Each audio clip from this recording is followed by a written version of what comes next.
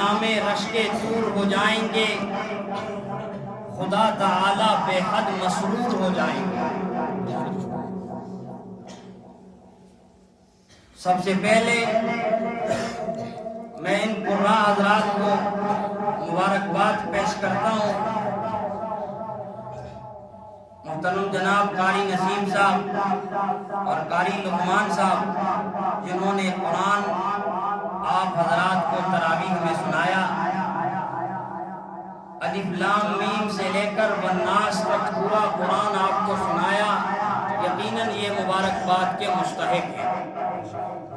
اور پھر آپ تمامی حضرات بھی مبارکباد کے مستحق ہیں کہ آپ نے الف لام کے الف سے لے کر والناس کے سین تک پورا قرآن ان قرآن سے سنا۔ آپ حضرات بھی یقیناً مبارکباد کے مستحق ہیں۔ میرے بھائیوں اور دوستوں، یہ آج کی محفل، یہ آج کی مجلس، یہ آج کی نشست، یہ آج کا پروگرام، یہ کوئی معمولی پروگرام نہیں ہے، یہ کوئی عام پروگرام نہیں ہے، بلکہ یہ پروگرام جس نسبت سے منعقد کیا گیا وہ نسبت بہت ہی اعلیٰ نسبت ہے۔ یقیناً ختم قرآن کے موقع پر اللہ تعالیٰ کی رحمتوں کا نزول ہوتا ہے، اور ایسی محافل، ایسی مجلسیں رب تعالیٰ کے رحمت کے فرشتے ڈھونڈتی پھرتی ہیں، اور ایسی مجلسوں کو اللہ تعالیٰ کے فرشتے گھیر لیتے ہیں، اور ختم قرآن کے موقع پر یقیناً دعا قبول ہوتی ہے۔ تو یہ بہت ہی عظیم مجلس ہے، بہت ہی عظیم نشست ہے۔ آپ تمام حضرات سے یہ گزارش کی جائے گی کہ آخر تک دل جمعی کے ساتھ، شوق اور ذوق کے ساتھ بیان کو سنیں اور دعا میں شریک ہوں۔ چونکہ ختم قرآن کا موقع ہے،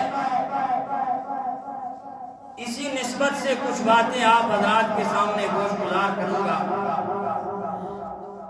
یہ قرآن بہت ہی عظمت والی کتاب ہے، اس کے ساتھ جس کی نسبت ہو جائے وہ بھی عظمت والا بن جاتا ہے، جس کی اس قرآن کے ساتھ نسبت ہو جائے ادنا ہوتا ہے تو اعلیٰ ہو جاتا ہے، پست ہو تو بلند ہو جاتا ہے، محکوم ہو تو حاکم ہو جاتا ہے، اگر غلام ہو تو زمانے کا امام بن جاتا ہے۔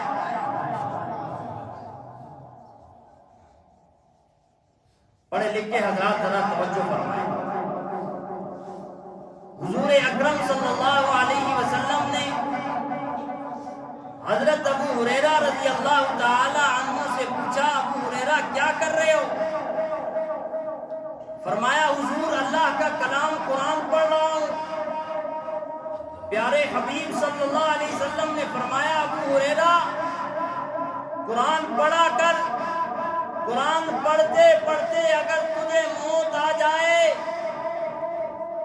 تو تیری قبر پر اللہ کے رحمت کے فرشتے ایسی حاضری دیں گے جیسے بندے احرام باندھ کر بیت اللہ کی زیارت کے لیے جایا کرتے ہیں۔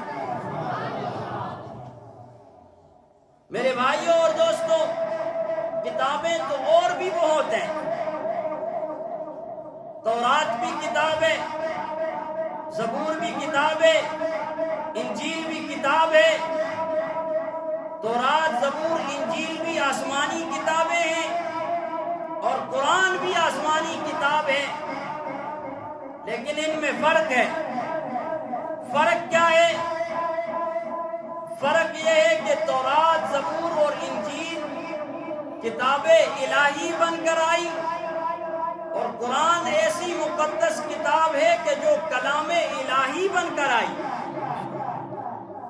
تبارک بالقرآن، اس قرآن سے برکت حاصل کرو، فہو کلام اللہ، یہ اللہ تعالیٰ کی کلام ہے، وخرج منہ، اس سے صادر ہوئی۔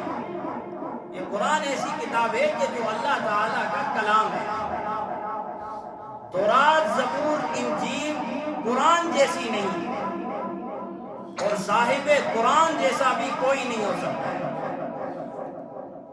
صاحب قرآن جیسا بھی کوئی نہیں ہو سکتا ہے۔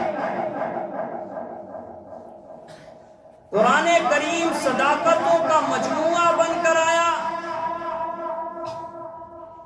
قرآن کریم حقیقتوں کا خزانہ بن کر آیا،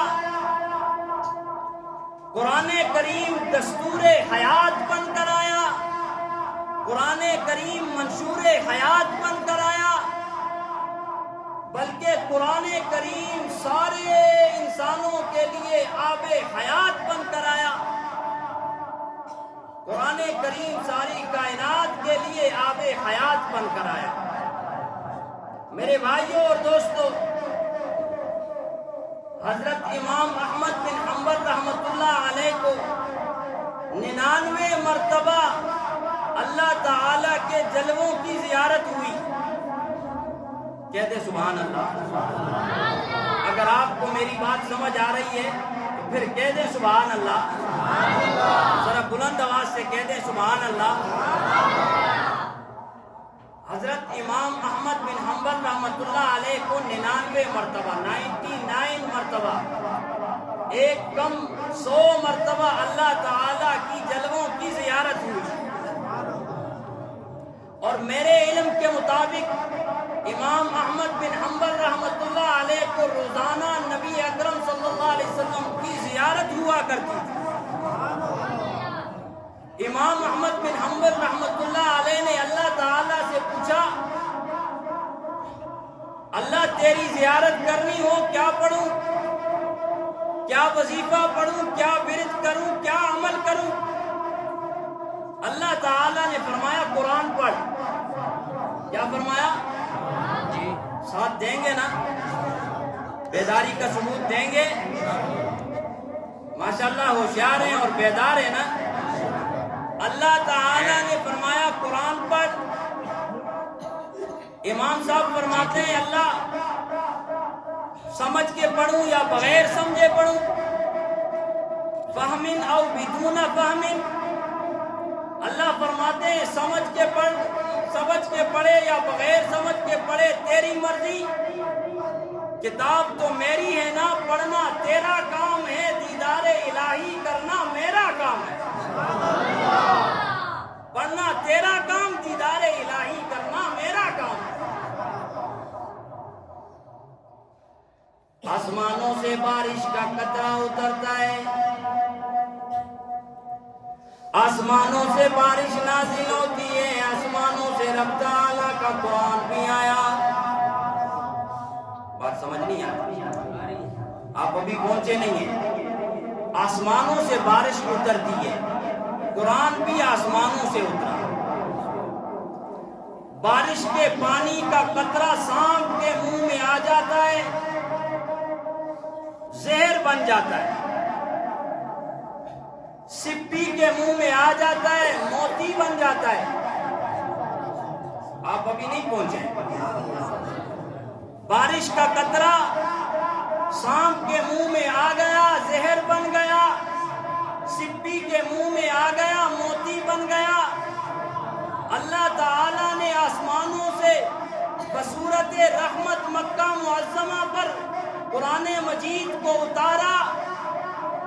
جو سانپ خصلت انسان تھا اس نے انکار کیا، وہ زندیق بن گیا۔